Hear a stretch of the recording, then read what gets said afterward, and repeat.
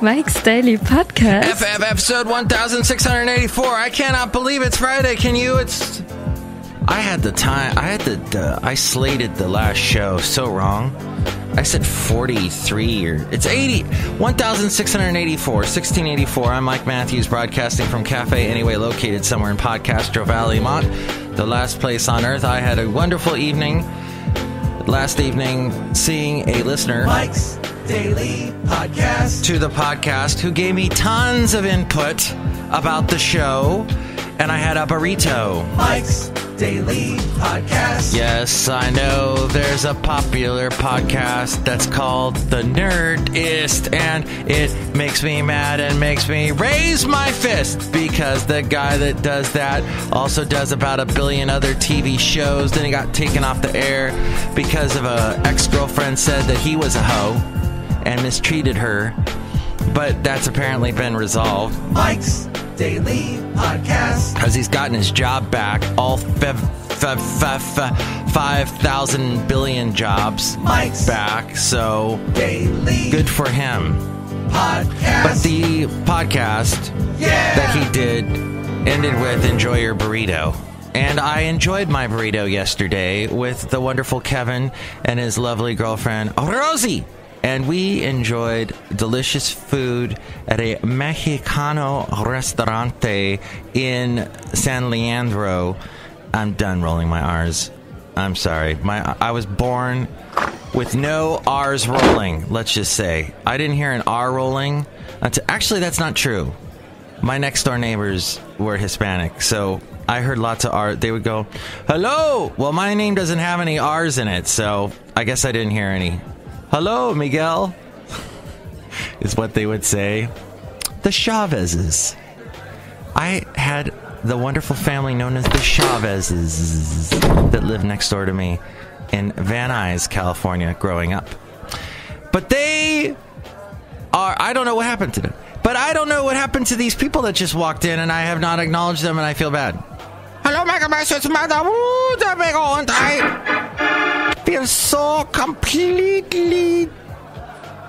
Exactly. And look who else is here. Hello there, Mike. This is Valentino, the parking attendant.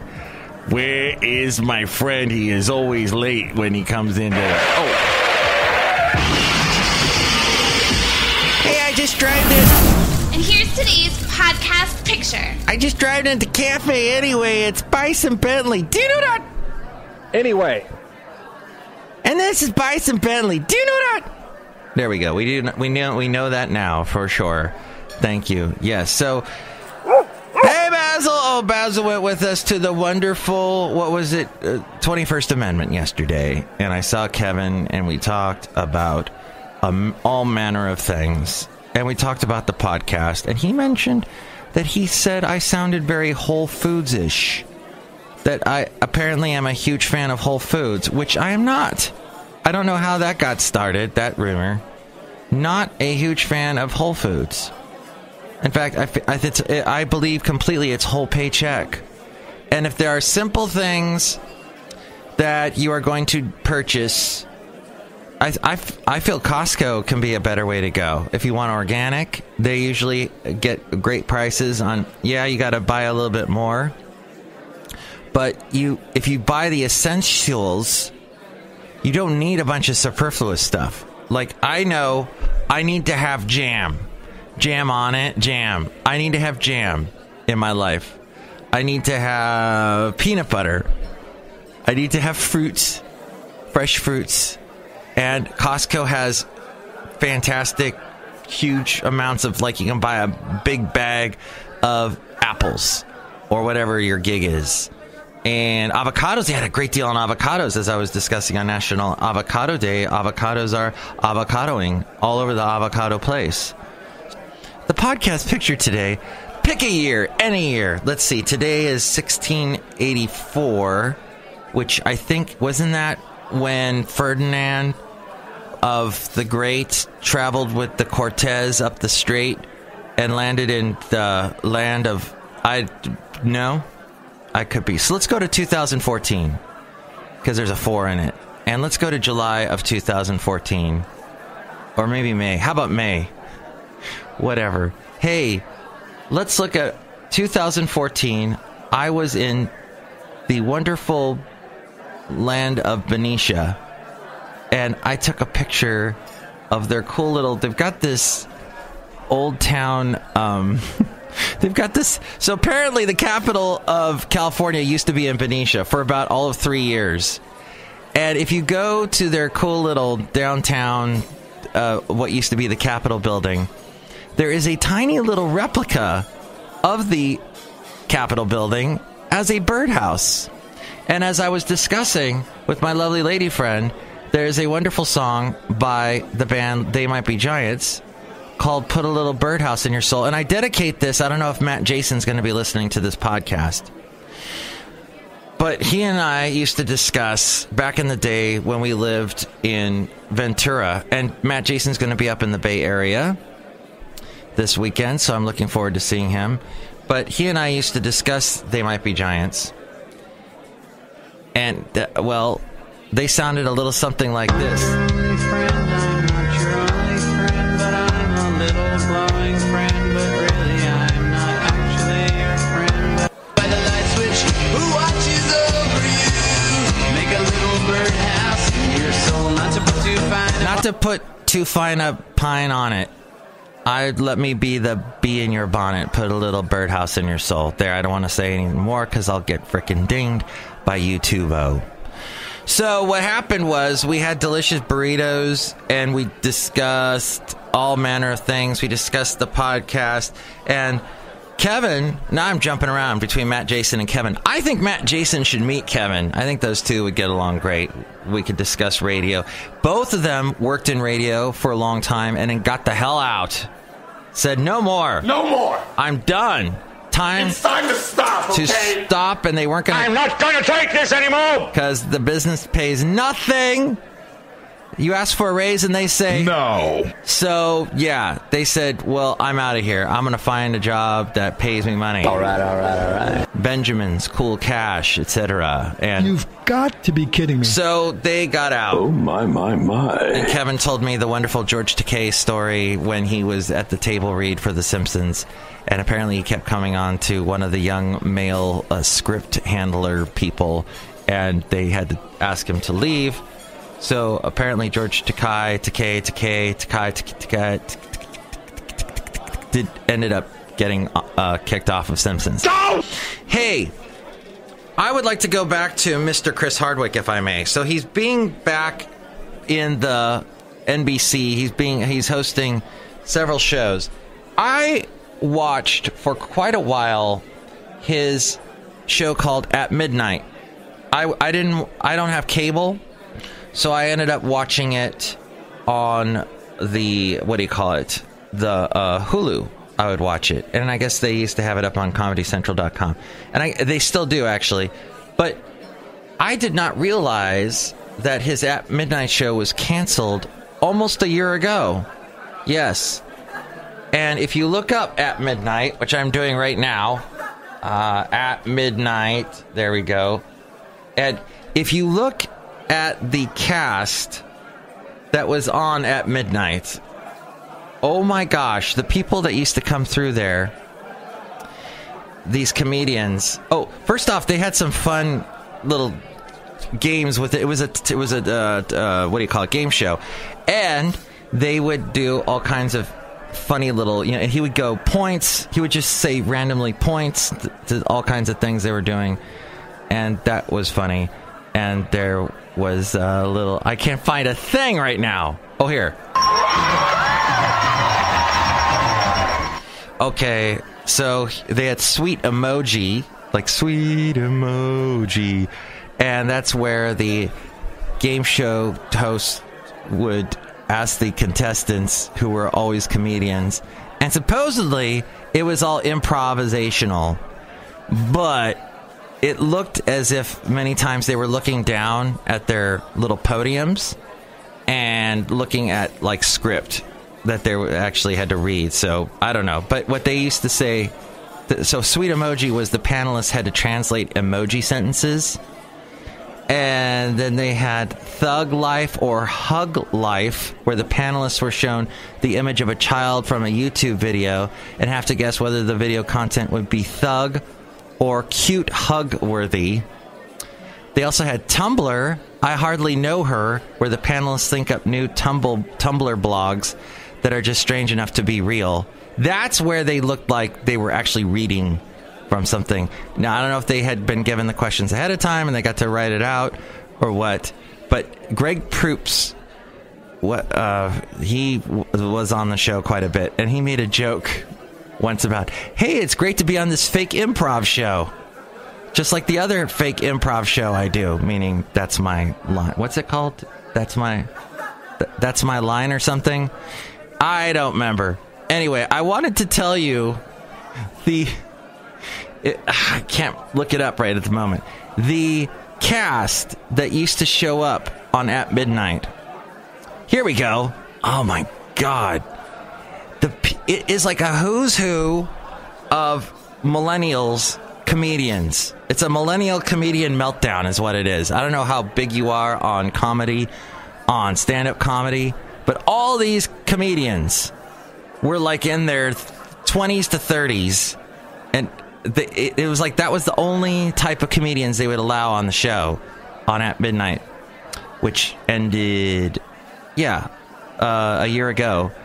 And like one of them being, Nikki Glazer, who I ended up falling in love with her Instagram feed. She just posted the funniest stuff. I watched it until, one day I was, enough. I'm tired of it. Grace Helbig. Oh my God, wasn't she big for a hot minute on YouTube? Nope, you don't remember her? There was the Natasha Leggero. She's maybe not a millennial, but Janet Varney, Matthew Gray Gubler. That guy, somebody once told me he had kind of a face that reminded him of, like maybe he had some kind of, there was something to do with a bad joke about maybe there was some mental thing going on. But that's Ricky Lindholm, Moshe Kasher, Will Wheaton. Oh, God. If I don't ever have to see Will Wheaton again. Oh, Weird Al Yankovic used to be on the show quite a bit. And Chris Hardwick would promote the hell out of... I think there was some kind of monetarily thing going on there. Maria Bamford, older lady. We're about the same age. Mark Maron, definitely we're about the same age. But, okay, I've just not proven my point. Oh, good. But yeah, the cast, Justin Long. Oh God, if I never have to see Justin Long again. Andrew Daly went on to great success for some kind of car commercial. And that's about it. So that was At Midnight. I'm glad you have your Napa know-how now. And At Midnight is gone. I was discussing bad facelifts with my lovely lady friend about some of the actresses that had facelifts that you were... Why did they do that? The Courtney Cox, the Meg Ryan, just whatever. And then I guess that's about it as I go outside a cafe anyway where I bring you Mike's Daily Podcast somewhere in Podcaster Valley. I guess... Oh, hey... Apparently, what I found out through my lovely lady friend who's a therapist is you have to be, in today's world, conscious of the terms involved in LGBTQ. Now there's also an I, an S-2 is involved. Oh, it gets complicated, my friend. She was trying to explain it to me, and I was just, what? So yeah, that whole thing, it's getting more and more complicated. To the point that you just kind of got to throw your hands up in the air and go, all right, how many more are we going to... Is the letters going to stretch out to the length of our own alphabet? Speaking of which, if you listen to a recent The Daily from New York Times, there's a fantastic episode about QAnon. Speaking of letters, QAnon apparently has to do with this belief that Trump is like some kind of super warrior who is going to completely renovate the entire presidency, to the fact that apparently our presidential system has been so corrupt over the years, and Trump is in the process of cleaning it all out. And because you'd be in jail. He is taking care of things behind the scenes. Trump uses the number 17 a lot, and Q is the 17th letter in the alphabet. Why is it called QAnon? It's because somebody named Q on the internet posted this theory, and this person's anonymous, so QAnon is the name. And apparently some people had a sign up holding it, the letter Q, at one of his recent rallies. So Q is this thing, and that's also the security level that this person would have to know this. So that's a thing that's going on. And do you believe it? Is it a conspiracy theory? Oh, hell yeah. But I think a lot of Trump followers are conspiracy theorists. And, well, I think a lot of us are conspiracy theorists in today's world with this wonderful thing called the internet that gets us into a heap of trouble. A mess. It's a mess. We believe things that really are a waste of our time, and we need to reconfigure our lives because we can't handle the truth, I guess is what I want to say. And that's... You can't handle the truth! That's about it. That Cody Wilson, by the way, for a hot minute, he was popular because of the whole 3D printer gun thing. And whenever you heard him talk, he would sound like, well, the federal government is trying to keep secrets away from us, like how to build a gun, and I'm just giving that information to the people. It's like the whole Julian Assange thing with the wonderful WikiLeaks. WikiLeaks! I love WikiLeaks! See? Trump, Julian Assange, they're like trying, and you hear the word deep state all the time, and that's, to me, that's just conspiracy talk right there, deep state. And yes, there's a swamp there in Washington that needs to be drained, but watch the conspiracy theories is all I'm saying, is be careful with that. And that's the end of the show, and I don't think I'm going to do a Super Secret Sunday show because my weekends get so busy. But Monday, what do you think about Monday? Let's get together for the Monday show. Let's do that. All right, so don't get a facelift between now and then. Try not to watch anything that Chris Hardwick is in, because he's in too many things, and usually the shows he hosts suck. And enjoy your wonderful weekend. Next show, it'll be the wonderful... Who is it gonna be? Chely Shoehart, Floyd the Floorman, and John Deere the engineer. How about that? We'll do that, and that'll be that.